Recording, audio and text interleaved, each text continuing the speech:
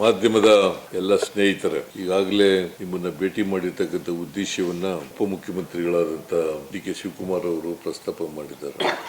ನಾವು ಸೆಪ್ಟೆಂಬರ್ 22ರಿಂದ ಇಡೀ ರಾಜ್ಯದ ಜನರ ಸಾಮಾಜಿಕ, ಶೈಕ್ಷಣಿಕ, ಆರ್ಥಿಕ ಸ್ಥಿತಿಗತಿಗಳನ್ನ ತಿಳ್ಕೋಬೇಕು ಅಂತಕ್ಕಂಥ ಉದ್ದೇಶದಿಂದ ಎಲ್ಲರ ಸರ್ವೆಯನ್ನ ಮಾಡ್ತಾ ಇದ್ದೀವಿ. ಅದು 7ನೇ ತಾರೀಕಿನಲ್ಲಿ ಮುಗಿಸ್ಬೇಕು ಅಂತೇಳಿ, ಅಂದ್ರೆ ಇವತ್ತು ಕೊನೆಯ ದಿನ ಮುಗಿಸ್ಬೇಕು ಅಂತೇಳಿ ನಾವು ತೀರ್ಮಾನ ಮಾಡಿದ್ದು. ಕೆಲವು ಜಿಲ್ಲೆಗಳಲ್ಲಿ ಜಾಸ್ತಿ ಆಗಿದೆ, ಕೆಲವು ಜಿಲ್ಲೆಗಳಲ್ಲಿ ಇನ್ನೂ ಕೂಡ ಈ ಸರ್ವೆ ಕೆಲಸ ಪೂರ್ಣ ಆಗಿಲ್ಲ.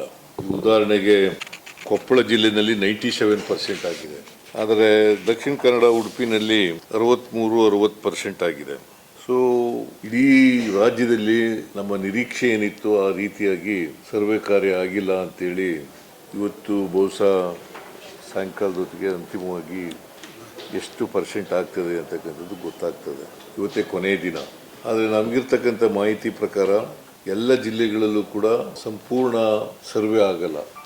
ಅದಕ್ಕೋಸ್ಕರ ನಿನ್ನೆ ಎಜುಕೇಷನ್ ಡಿಪಾರ್ಟ್ಮೆಂಟ್ನವರು ಒಂದು ಆದೇಶವನ್ನು ಮಾಡಿದ್ದಾರೆ. ಅದು ಶಾಶ್ವತ ಹಿಂದುಳಿದ ಆಯೋಗದವ್ರ ಜೊತೆಯಲ್ಲಿ ಚರ್ಚೆ ಮಾಡಿ ಆದೇಶ ಆಗಿರ್ತಕ್ಕಂಥದ್ದು. ಈ ಸರ್ವೆ ಮಾಡ್ತಾ ಇರ್ತಕ್ಕಂಥದ್ದು ಶಾಶ್ವತ ಹಿಂದುಳಿದ ಆಯೋಗದವರು. ನಾವು ಸರ್ಕಾರ ಅವರಿಗೆ ಸಹಾಯವನ್ನ, ಅವರು ಕೇಳಿದಂಥ ಸಹಾಯವನ್ನ ಮಾಡ್ತಾ ಇದ್ದೀವಿ. ಟೀಚರ್ಗಳನ್ನು ಕೊಡ್ತಕ್ಕಂಥದ್ದು, ಬೇರೆ ಸಿಬ್ಬಂದಿಯನ್ನು ಕೊಡ್ತಕ್ಕಂಥ ಕೆಲಸ ಮಾಡ್ತಾ ಇದ್ದೀವಿ. ಟೀಚರ್ಸ್ಗಳು ಸುಮಾರು 1,20,000 ಜನ ಭಾಗವಹಿಸಿದ್ದಾರೆ ಇದರಲ್ಲಿ.